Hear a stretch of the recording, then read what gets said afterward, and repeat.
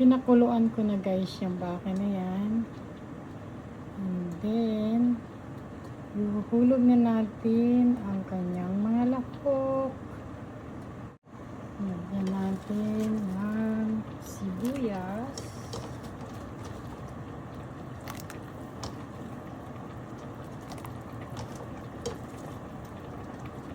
Lagyan natin ng konting bawang guys. Ihulog na rin natin itong patatas.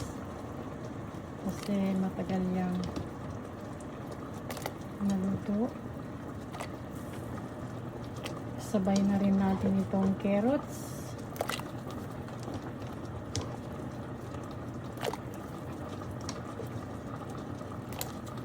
And then, itong corn, lagay na rin natin guys.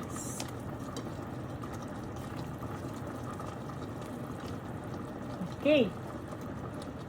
Kuluan natin ng mga 10 minutes.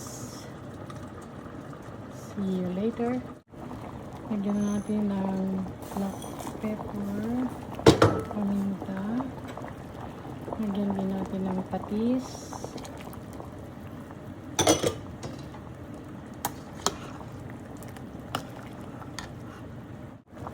Lagyan din natin ng nor beef. Ayan. Lagyan lang guys.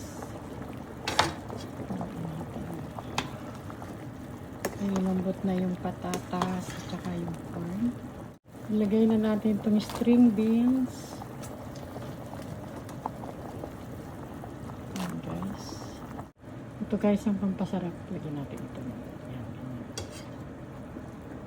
Huwag natin tuturugin at baka tayo ay umusok ang tenga.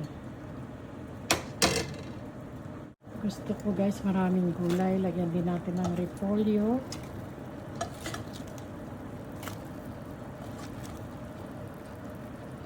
Ihuhuli na natin to guys.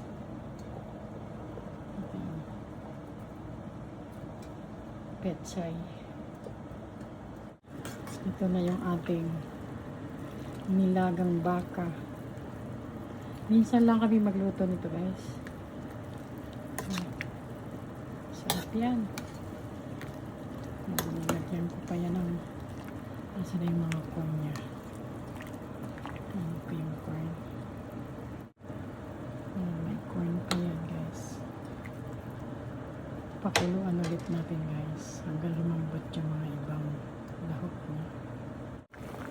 Ito yung last. Lagay na natin yung pechay.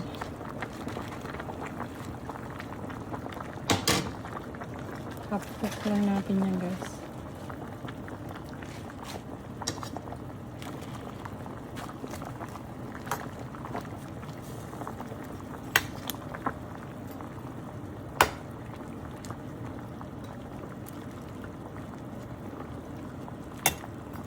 Wow. Okay. Ito na guys. Nilagang baka for our lunch. Thanks for watching. Bye. Okay guys, kasi nag-request ang aking hubby. I hope Ate Melly is watching this video.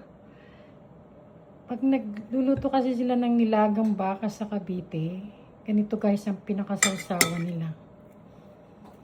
Ito ay kalabasa. Durugin nila yan. Lagyan nila ng eggplant.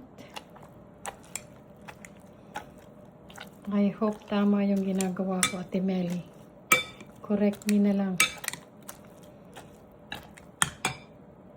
Ganyan. Dudurugin guys.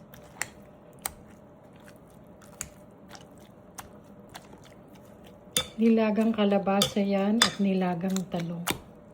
Okay guys, nadurog ko na yung talong at saka yung kalabasa. Ilalagay natin itong bawang na dinikdik.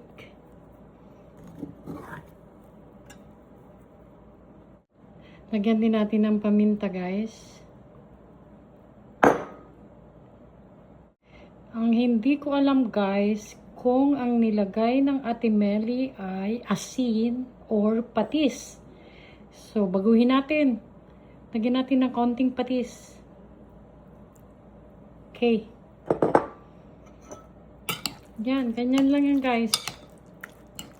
Yan ang kanilang sausawan. I know kung sa ibang cities sa Pilipinas, gumagawa rin kayo ng ganito. Kasi sa Cavite ko lang to natikman guys. Okay. Ready na ito for hubby. I hope magugustuhan niya. Sorry, hindi ko kayang gawin ang ginagawa ni Ate Melly. Masarap kasi magluto yun. Yung cook nila. Thanks for watching. Bye. I hope Ate Melly is watching this one para makorek niya ako. Hindi ko kayang gawin yung ginagawa ni Ate Melly.